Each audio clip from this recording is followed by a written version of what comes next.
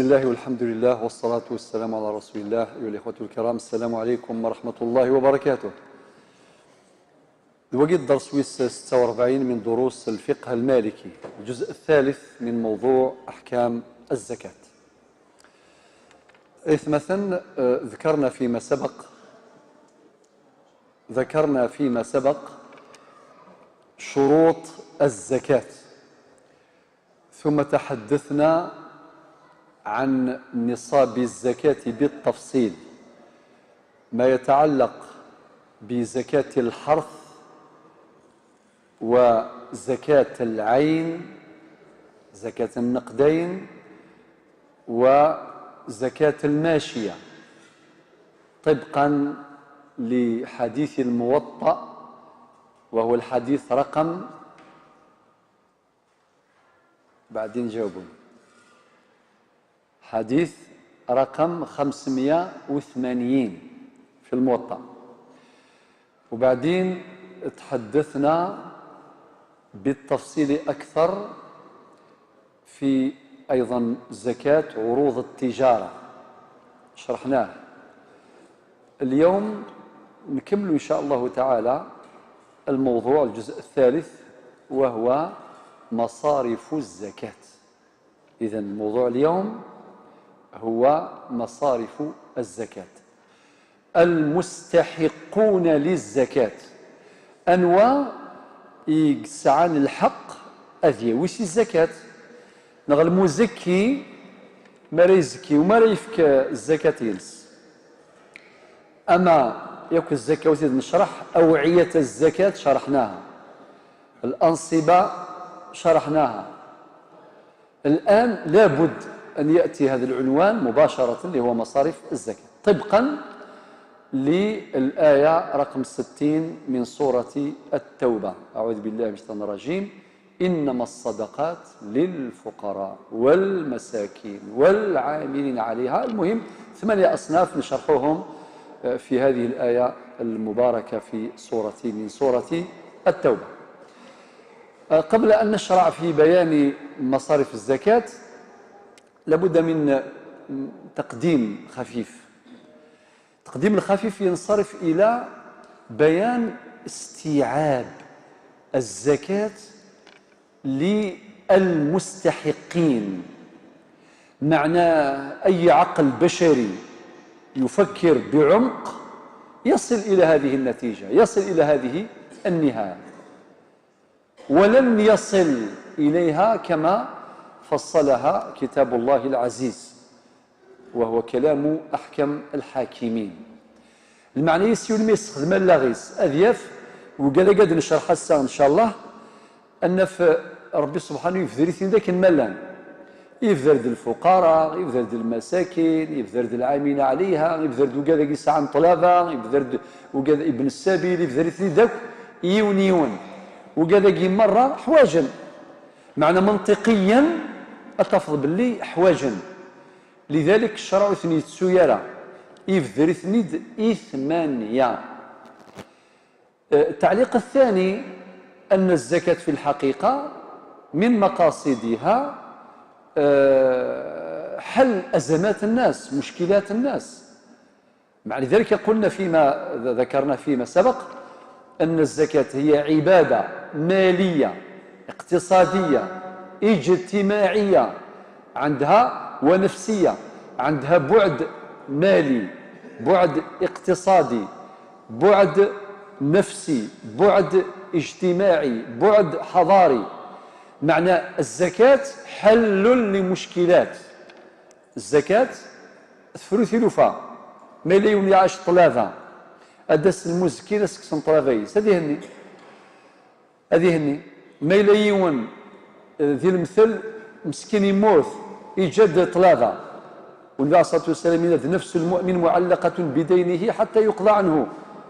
أي غرناو دي قبايليث ما إلا نطل نيون أتفضيون سيت واشولت نغيون بذرون نظام قرن تفاميل تدارث هذه هضري مثال سنيني أو ست سالسين أقلا غذا نغاك نقارني مولين ساقلا غذا وزرام زيك بلا الكاغون بلا نوتير بلا ريكونيسونس بلا دودات هكا الغاشي يخدم التجاره رطلان وكذا سوا هو كان الوغ ما دفغن إمولان أدن تقيون السيسن ذي مقبرث مثل طلن بلياثان يحوى وين يسيت سالس نقل غدا صافي يخدم اسني فادن يخدم اسن كوراج اسني قاوي يسيت سالس نقل غدا مولا شويه مسكين يحزن هذه يندم اسني جامع ضرب غيون خاطر زعما صرف الله غنسى يمثل بعد امك ولا يدي خلصن صافي دايني مزوره بلا شك الشور للشياخ ذي الوقت الني يوظن التمثال تاقي من بعد على كل حال عليه الصلاه والسلام النسيد ثورا نبذو يوثي ان شاء الله تعالى نبداو مع الدرس رقم 46 من دروس الفقه المالكي والجزء الثالث من موضوع احكام الزكاه. نبدا بفضل الله تعالى في بيان وشرح الايه 60 من سوره التوبه ونبداوها. انما الصدقات، والصدقات معنى الزكوات، وقد ذكرنا ذلك فيما سبق وما قاله الامام الماوردي. الصدقه زكاه والزكاه صدقه، قال اختلاف في الاسم واتفاق في المسمى. معناه خذ من اموالهم صدقه تطهرهم وتزكيهم بها، معناه المقصود الزكاه وهكذا، وهذا كله شرحناه فيما سبق. نشرع إذن بفضل الله في بيان مصارف الزكاة. نبدأ بالمصرف الأول طبقا للآية إنما الصدقات للفقراء. شكون هما الفقراء؟ الفقراء الفقير هو من ليس له مال وما عندوش مصدر مالي، ما عندوش كسب، لا عمل لا يعمل، غير قادر، عاجز على العمل. إنه قادر على العمل ولكن لا يجد العمل. ولاش التفضيون ذي جليل ذا الفقير وين كانوا نسارا المصدر مالي ونسارا نسديه ولاش وريسي ان بونسيون خاطر زعما تفضيون يخدم من بعد يغادر ساعه بونسيون نغلا روتريتنا كذا يعني ساعه ما يلونوا لي السعاره وريساره ما عندوش لا شيء واقي يتصنف ذي صنف الفقراء. نمسفهم ادنوغال الفقير قبل يرفدن الثرفد المجتمع ماشي سفاميلت خاطر ذاك الشرع يتزاوي تمثال. الفقراء لا يتحملهم الأقارب فقط ولكن يتحملهم المجتمع الإسلامي، المجتمع المسلم. معناه الفقير نغياوك ماشي سيدي خنوي الفقراء سام ثواشولت ذبرني قراين سنة سام ذرو منون خاطي سيد ماذا بك يعني واستفغارا اي غير ديالنا ديال الفقه هناك واستفغارا سي المنطقه ني سي البلده الا اذا استغنى اهلها. شنو المعنى يس؟ المعنى يس معناتها ماشي حرام يولي يخرجها خارج البلده لا، ولكن ماذا بك من كل بلده من كل مجتمع اذير فذي للنينس والظلام البعد النفسي والاجتماعي للزكاه كما ذكرنا فيما سلف. المعنى يس باش الفقير يحس باللي هناك رعايه وهناك عنايه هناك اهتمام من مجتمعه ويحس بهذا الانتماء، يشعر بالانتماء الى مجتمعه فيظل له وفيا وخادما. ويوم ان يفتح عليه ربي يفتح عليه يفتح الله عليه سيزكي ويساعد أيضا ويسهم في خدمة المجتمع، لحديث النبي صلى الله عليه وسلم أحب الناس إلى الله أنفعهم للناس وأحب الأعمال إلى الله سرور تدخله على قلب مسلم أو كما قال النبي صلى الله عليه وسلم. إذن الفقراء وقال الصنف الأول. الصنف الثاني المساكين. إنما الصدقات للفقراء والمساكين.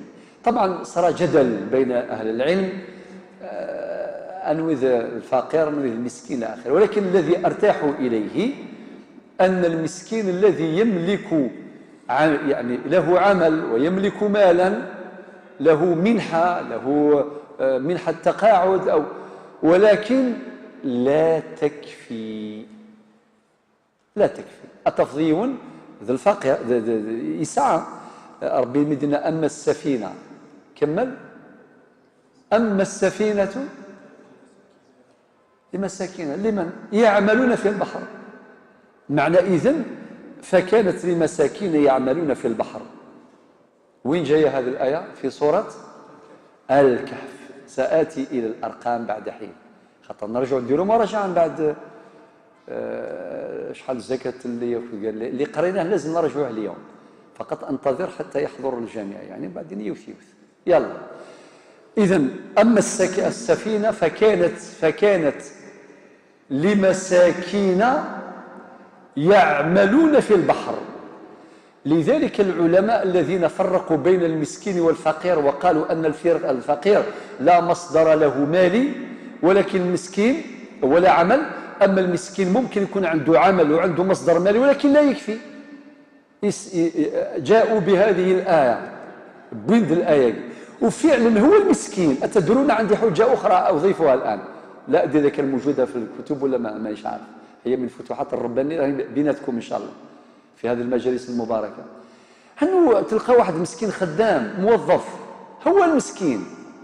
الناس يشوفوه بلي خدام، يرفد الكارطابل ولا يرفد المارطو ولا واش يخدم، خدام، وينساوه كاع الناس ينساوه، يقولوا بلي هذا خدام، وهو مسكين راه مغبون جدا ولا ينظر الناس إليه لأنه خدام. سواء انت خدام اشيني يستكفى يسعى المدة، يسعى الدريا وسي زميرة لها تصيص، يسعى موظان هاتي يسعى مولان ذي موظان، بالك يسعى خالتيس، بالك يسعى عمتيس، بالك نسيك خدمان، بالك يسعى ثماثنيس ذي فنيانا وخدمنا راه سوى نسا يرفض الذرار مسكين. هذا نعد مسكين يرفض الذرار مسكين ولا شو راه يخمم من فلاس السيني بلي واقي وقيلا.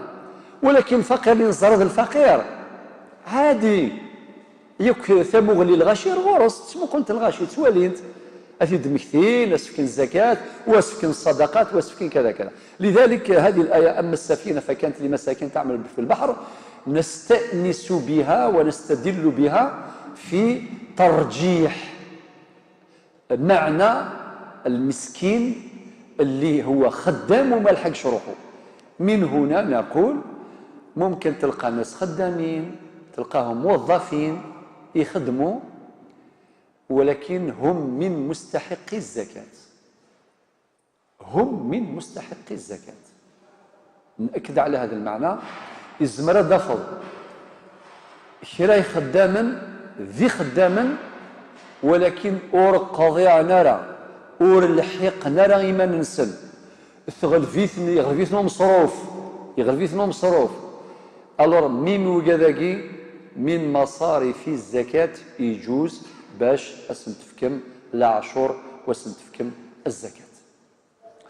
ثورة نروح أرويس ثلاثة أكن دينا ربي سبحانه إنما الصدقات للفقراء والمساكين كمل والعاملين عليها.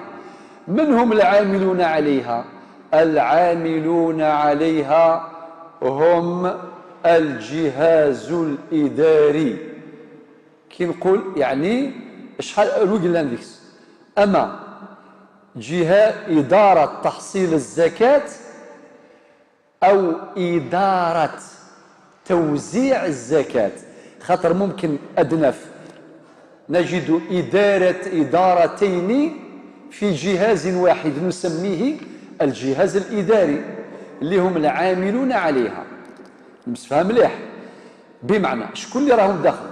كاين الجوبات باللغة الشرعية الجوبات يعني الذين يحصلون الزكاة.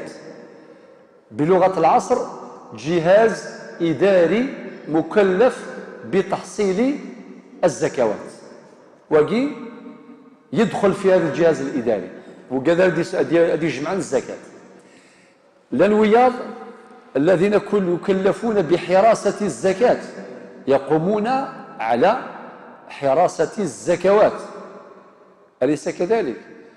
من الأمور التي تروى وهي لطيفة من اللطائف عن عمر الفاروق ينوصف الإبل الزكاة. الإبل شرح المرة فاتت الماشية هي النوع الثالث من أوعية الزكاة. ذكرنا في حديث الموطأ، ذكرنا الحرث. شحال نوع من البقول؟ قلناها 14. القمح والشعير والفول والعدس واللوبيا والفاصوليا وهي شرحناها. الحديث واش مرق من الحديث في الموطأ؟ 580.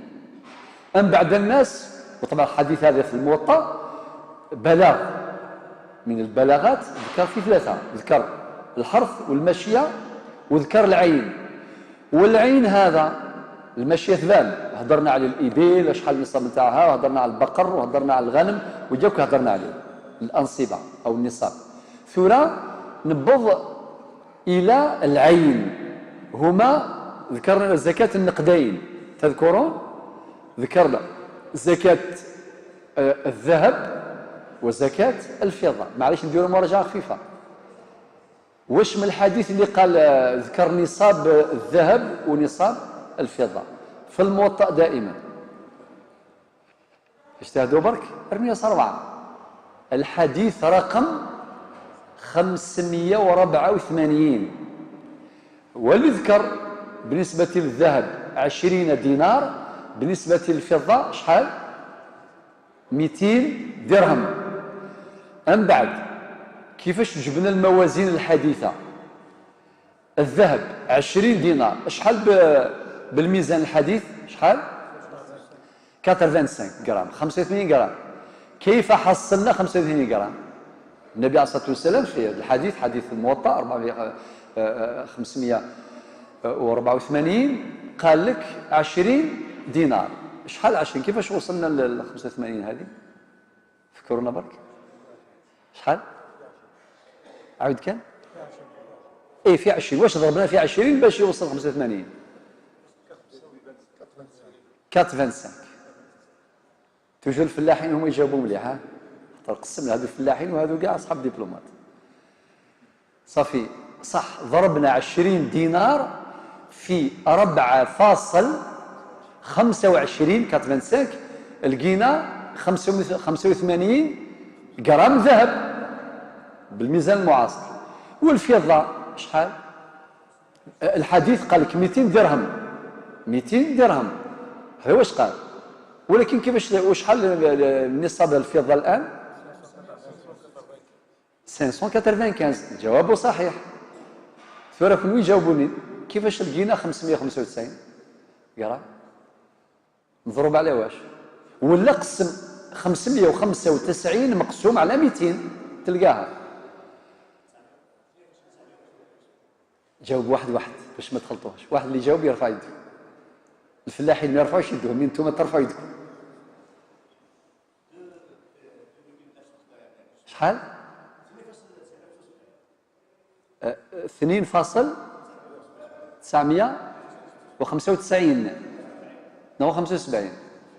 برتي قرينون في كتي ديوث كالكولاتريس سام كلش ما نكملش حتى تعطيني الجواب. صافي 595 ديفيزي بار 200 شحال تلقاوي؟ سالي كالكولاتريس كوني سامر كوني قمت كان كاسي قرينون الله يبارك لاباس بكم. تكمل غير ما نكملش حتى تعطيني الجواب.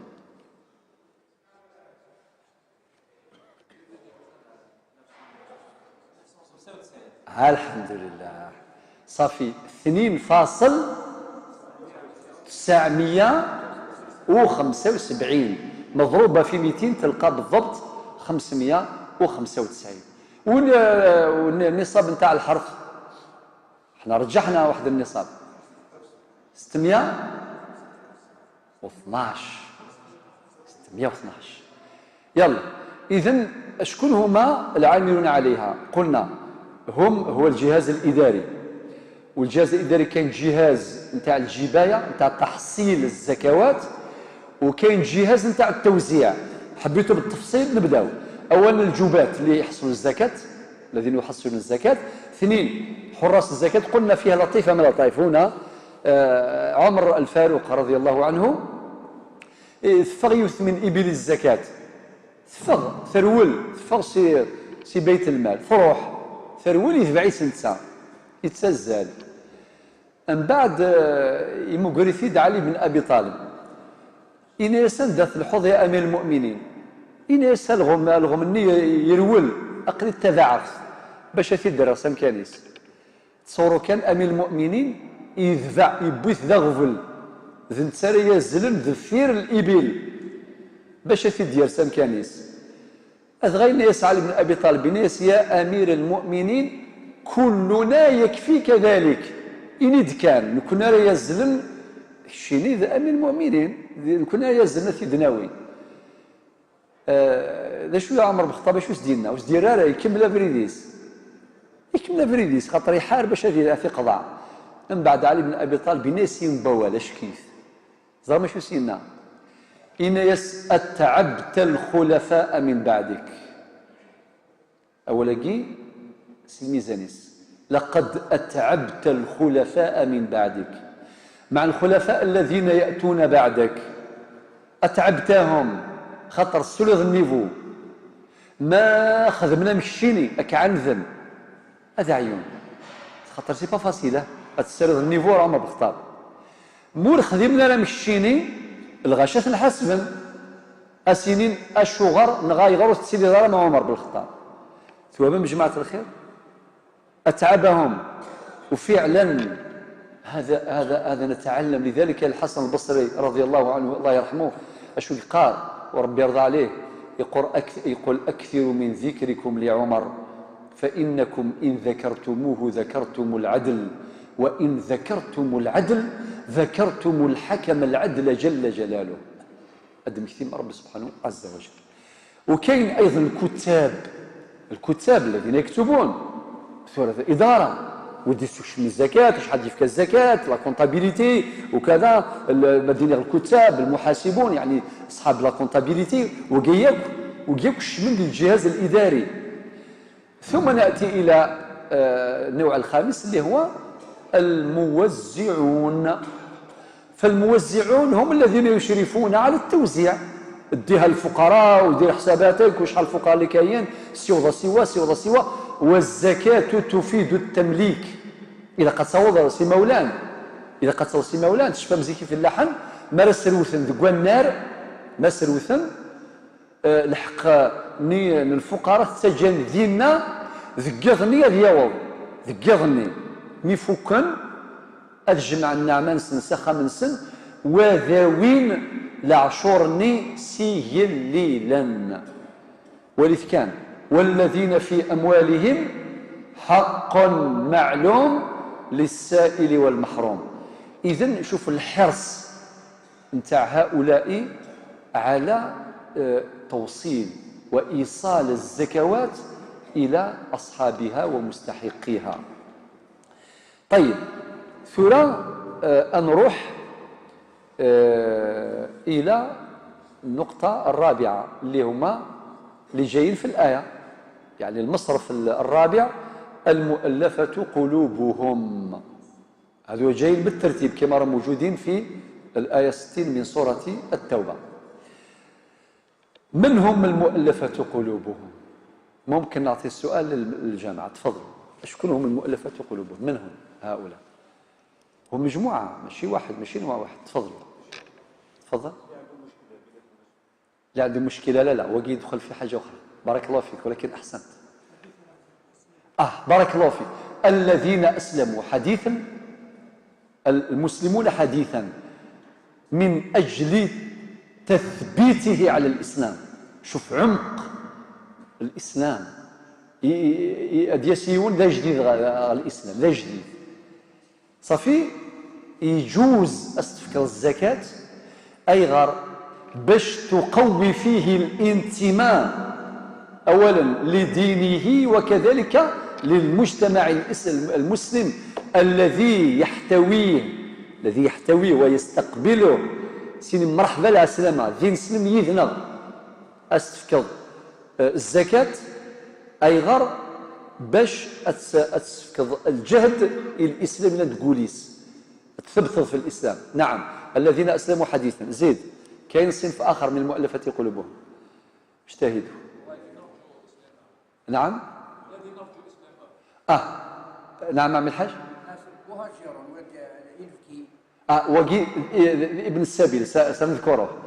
هو الفلاحين ممكن يجيبوها يعني دائما ندويرهم سوا ولكن المقصود كي هذه مثلا الصنف والسين الذين يرجى اسلامهم يرجى هذه يون يقرب ذاك شويه ماشي اللي نسلم ولكن نظمع هذاك الشيء مال الاسلام. الذين يرجى اسلامهم نعطيهم من اموال الزكاه لما لاستماله قلوبهم الى الاسلام. شوف معنى مش الزكاه تاعي تسعى بعد دعوي تلاحظون. الا الصنف الثالث كمل توجور ذي المؤلفات قلوبهم وارد اجتهد المنطق كان لوجيك هي دافر. الذين يخشى منهم على الاسلام التفض الى وين تقعد فلس في الاسلام لازم هذه دور واستفكض هذه ما يستفكض الزكاه باش درءا لشره اما طمعا في خيره واسلامه خير له ولنا جميعا وللاسلام اما درءا لشره يعني السبع يعني في الاسلام الشر. الا ذا الصنف اللي ديال المؤلفات قلوبهم الذين هم على الثغور وكي ماشي داخل في سبيل الله وكذا النظام على الثغور لتثبيتهم وهم في الحدود لتثبيتهم. المهم هذا ما جملة ما ذكره العلماء في هذا الباب. إذن المؤلفات قلوبهم. شوفوا برك المقصد ذكرنا قبل حين في المقدمة كيف أن مصارف الزكاة تستوعب يعني ثبت كل شيء الله يبارك أتفض العقل الرشيد يفكر في هذه الأمور أو في بعضها على الأقل. إذن المؤلفات قلوبهم. ثورة أدنغال ويس 5 وفي الرقاب كما قال القرآن وفي الرقاب. شكون هما الرقاب وشكون هما في الرقاب؟ معناتها الذين تدفع لهم أموال الزكاة تخليصا لرقابهم من ربقة الاسكلافاج الاستعباد.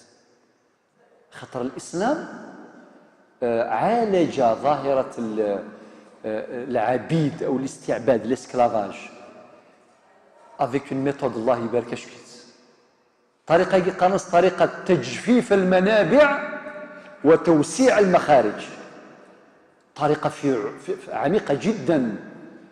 معناتها يا اللي مسكين راه في اسكلاف عبيد يبغى يخلص مانيس الاسلام يقترح عليه هذا الحل. قال اثي داغض ليس اسكلافني غل اسياد نسن باش يدغل في احرار في سبيل الله. ماذا فعل ابو بكر الصديق؟ بلال من اعتقه؟ ابو بكر الصديق. بلال بن رباح رضي الله عنه مؤذن الرسول صلى الله عليه وسلم عنده 5 مؤذنين 5 اللي عنده 5 اشهرهم بلال بن رباح. لذلك وثدي عتقند ابو بكر الصديق. صحيح كاين العتق الخاص يمكن مثلا ماشي حتى ماشي من اموال الزكاه ولا ديون عابد تعتقوا تشريه وبعدين تعتقوا في سبيل الله تحرره. ولكن ايضا لهؤلاء سهم في الزكاه وهذا بعد اجتماعي بعد نفسي بعد دعوي كبير جدا. خطر اعظم شيء يهدى الانسان حريته يون ميلا هذه لي اسكلاف اتخلص الفلاس باش يبقى الحر في سبيل الله ما شاء الله. والله يرضى على عمر بن الخطاب اللي قال في موقف اخر واللي قال متى استعبدتم الناس وقد ولدتهم امهاتهم احرارا. وعقيده التوحيد من مقاصدها تحرير الانسان باش يشعر بحريته. فاذا اعلن ايمانه بالله الواحد فقد تحرر من جميع القيود، من جميع القيود الأخرى، لقوله تعالى: فمن يكفر بالطاغوت ويؤمن بالله فقد استمسك بالعروة الوثقى لا انفصام لها، فصار حرا بإيمانه بالله سبحانه وتعالى. لذلك يا جماعة الخير، ولكن في مسألة بد أن نذكرها الآن. الإسلام لا يفكر فقط في تحرير رقاب الأفراد، بل يفكر في تحرير رقاب الشعوب. نعم، لو كان نحكوا ثم شهوت ليفيمي، صندوق النقد الدولي. هذا الصندوق عنده المؤسسات المالية الكبرى العالمية. السؤال مطروح: هل حررت الشعوب ولا أسهمت في إذلال الشعوب؟ أترك لكم مجال للتفكير. لذلك إذن الإسلام الآن لازم نفهموه هذه النصوص، هذا الفهم الشامل، ما يلزمش نفهموه فهم ضيق. أنا أهضر كان في زيسكلاف أفراد، من نفكروا حتى في الشعوب، في الشعوب. وطبعا لو فصلت في هذه النقطة على بالي بلي ما نكملش الدرس، يمكن غير نكملها الأصناف الثمانية نكملها كامل إن شاء الله تعالى، ولكن تكفي الإشارة. واللبيب بالإشارة يفهم. والله يبارك انتم كلكم كي يصحب الشهادات كي الفلاحين، كلكم ما شاء الله. نعم، بارك الله فيك. جواب صحيح، جواب صحيح، بارك الله فيك، شكرا. يلا نروح ثورة إلى الصنف رقم 6. ما هو الغارمون؟ شكون هما الغارمون؟ وقال يسعى طلبة، وقال يسعى طلبة، ولكن أرجو إلا ووال يعني غزيف ما إلا يون ينفق في النفقة. إنسان رفد الطلبة على جال النفقة على من وجبت عليه النفقة. هذا ينفق في مطوطيس، في مولانيس، في الراويس، هو اللي ينفق يا أخي على الأصول والفروع على زوجته، لقوله تعالى: وعلى المولود له رزقهن وكسوتهن بالمعروف. هذا الإنسان مسكين باش ينفق ويقضي عارة، إذا يرضلد هذا صافي صار طال يرضل داقي 5 مليون، من بعد فغندي موضان دقخام يرضلد 15 مليون، صافي بضنا 20 مليون على جال العلاج، فقط العلاج.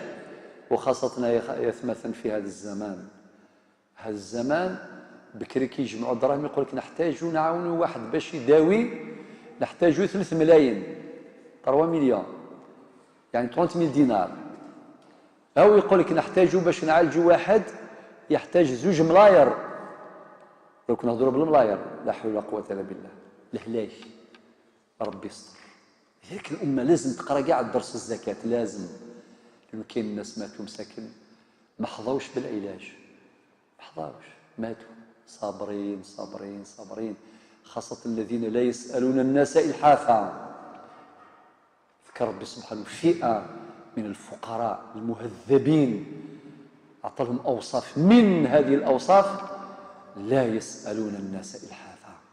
أي نظن يحسبهم الجاهل أغنياء من التعفف ولكن هم فقراء صابرون، فقراء صابرون. ولا نويا الحرفة أوكم تعرفوا كاين اللي يخدم الشغل هكذا الحرفة، ربي يهدينا ويهديهم جميعا. صافي ممكن الإنسان يرفد الديون بسبب النفقة، بسبب العلاج، ممكن بسبب الكوارث. الكوارث صارت كارثة صارت عليه مسكين، وكوارث صارت ليزاكسيدون، حوادث، الحريق وشحال كوارث صارت. هذه أيضا ممكن يرفد الدين باش يواجه هذه الكارثة، وهو يصبح من الناس المستحقين للزكاة. وكذلك ممكن واحد يرفد الدين لخدمة الصالح العام، للمصلحة العامة.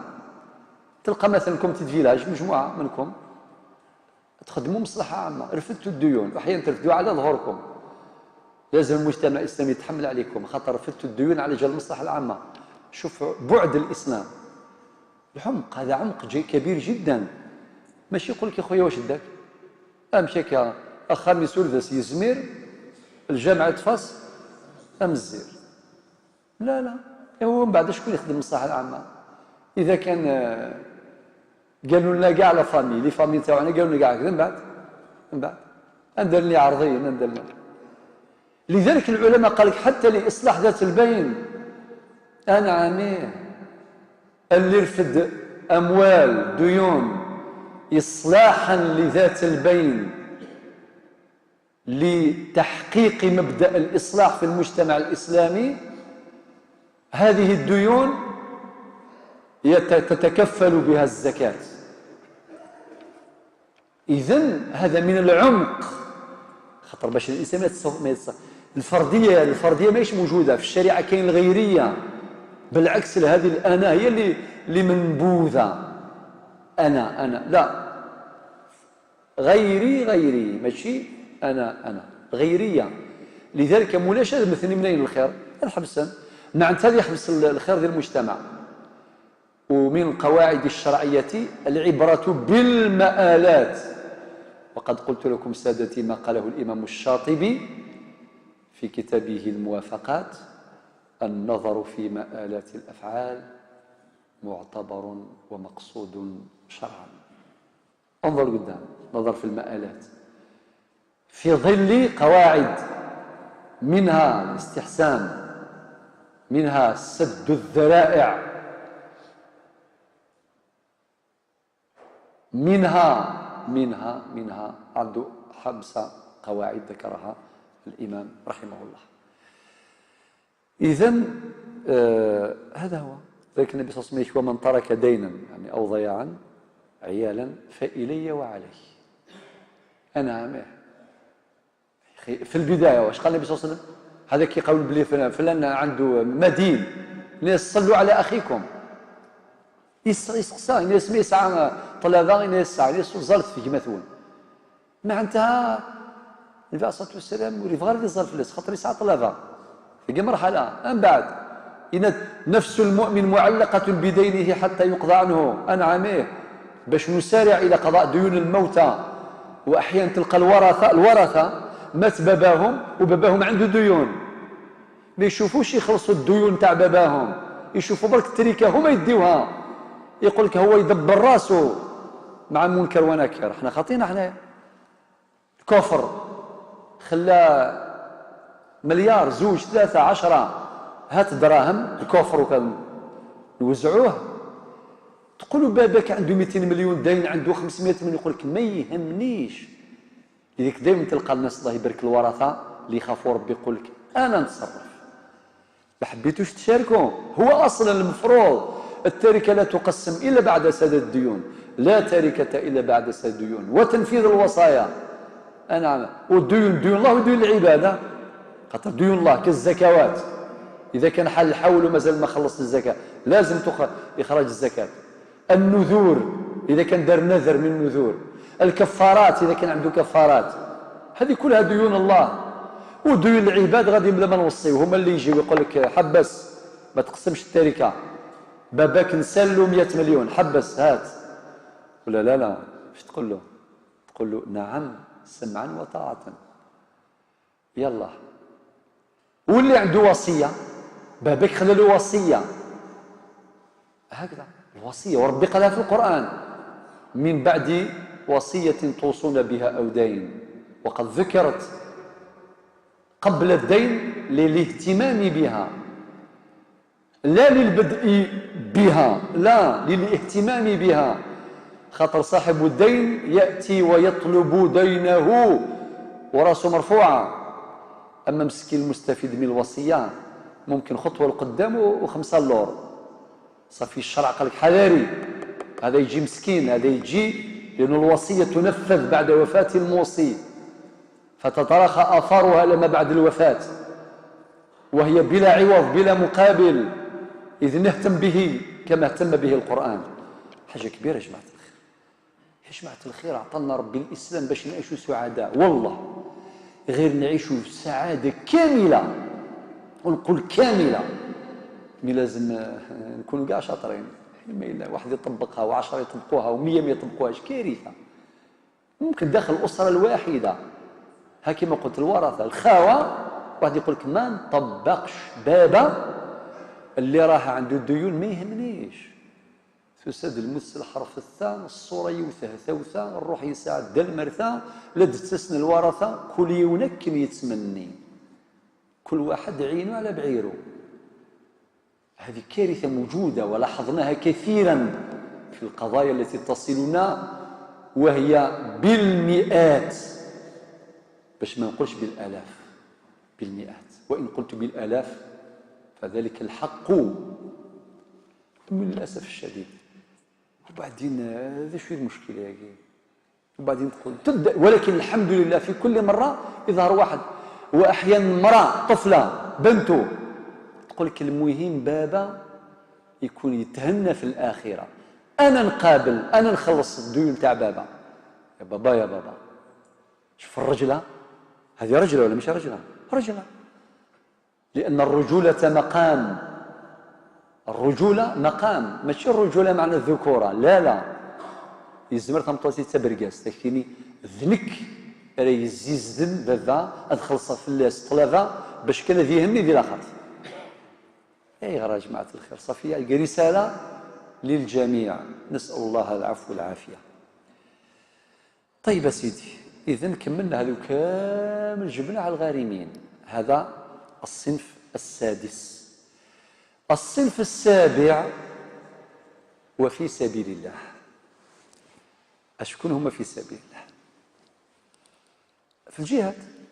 نعم، كيكون جهاد إذا تعين الجهاد من مصارف الزكاة في سبيل الله، تصرف في حق المجاهدين والاستجابة لمقتضيات الجهاد. ولكن أرجو ماشي الجهاد غير بالسيف، ماشي غير الجهاد بالدبابات وكذا حينما يتعين ذلك، ولكن إعلاء كلمة الله سبحانه وتعالى بالدعوة إليه، بنشر العلم الشرعي.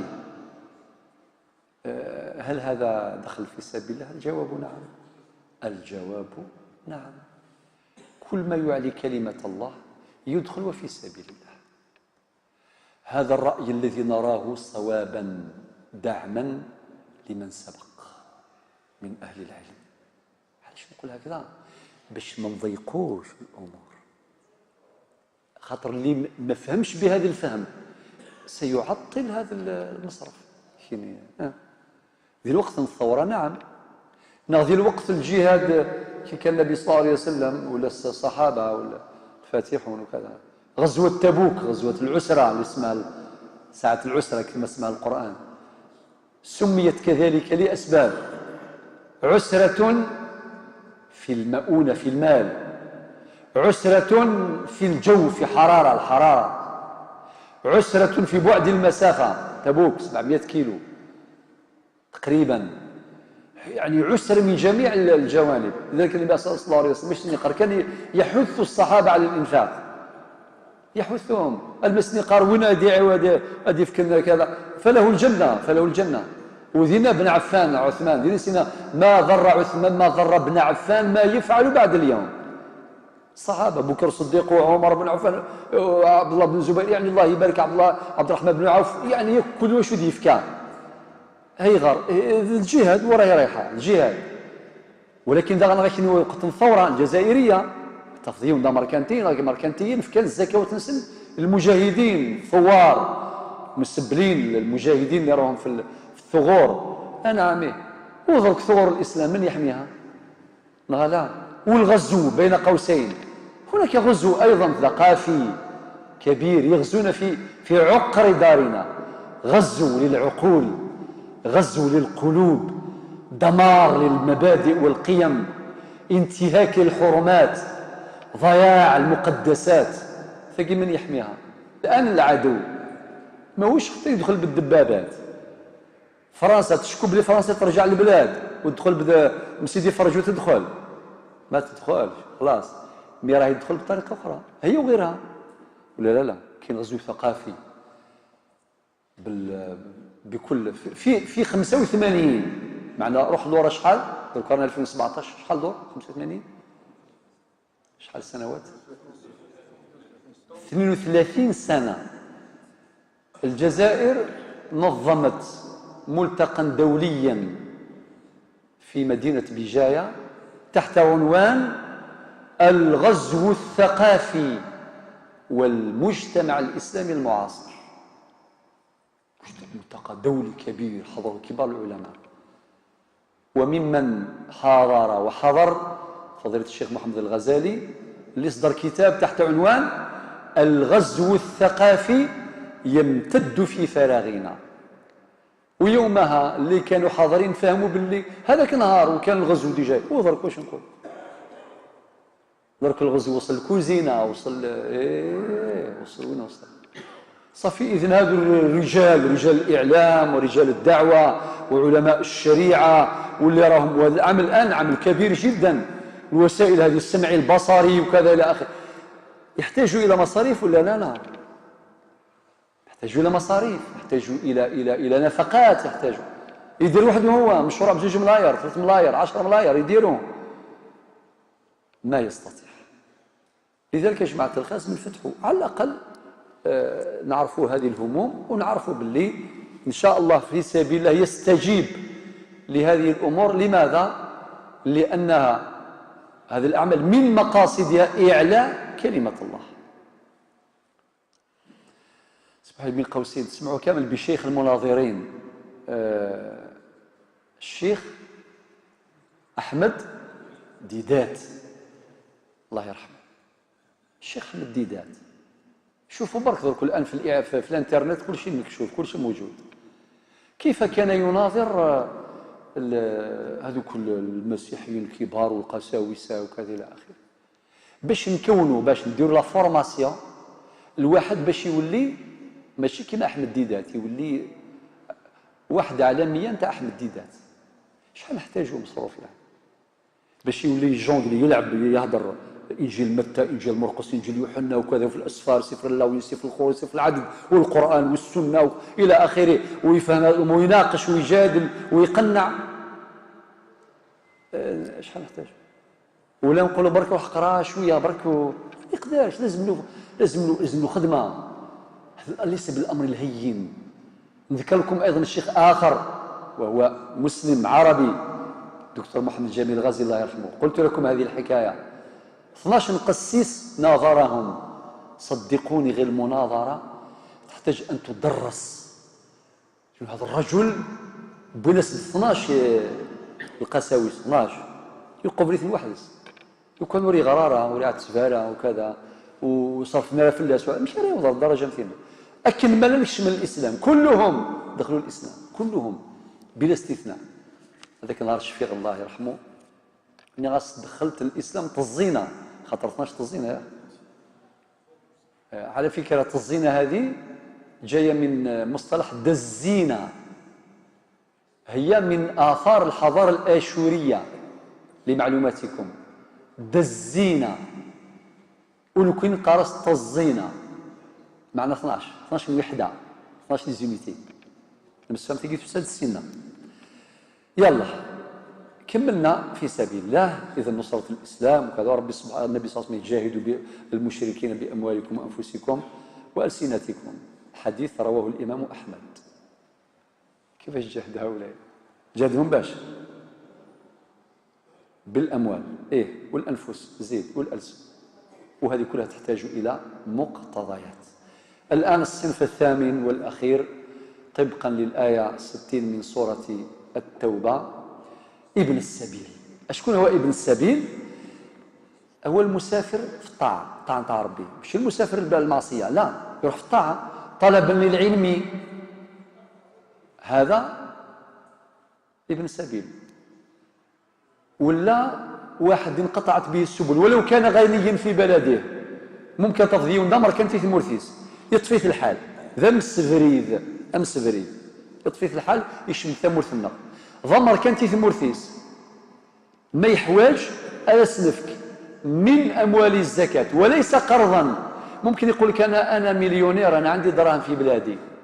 لا لا، نقول جيت لبلاد الإسلام نعطيو لك من أموال الزكاة براحتك، حلال عليك.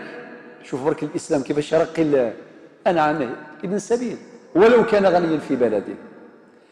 وكذلك المسافر للعلاج طاعة، المسافر للدعوة إلى الله، المسافر طلبا للعلم، هذو كامل يعطون إن شاء الله تعالى من أموال الزكاة وداخلين في سبيل الله. وكذلك المشردون واللاجئون. راكم شوفوا اللاجئون من سوريا، الجريح من افريقيا، راكم تشوفوهم.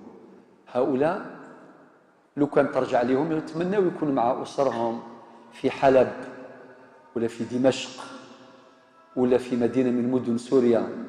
يلقى روحه، ولكن يلقى روحه مشرد، يلقى روحه لاجئ من اللاجئين. هؤلاء ايضا من مستحقي الزكاه عملا بهذا المصرف الثامن ابن السبيل. إلى هنا ينتهي حديثي إليكم اليوم. أستودعكم الله الذي لا تضيع ودائعه، والسلام عليكم ورحمة الله.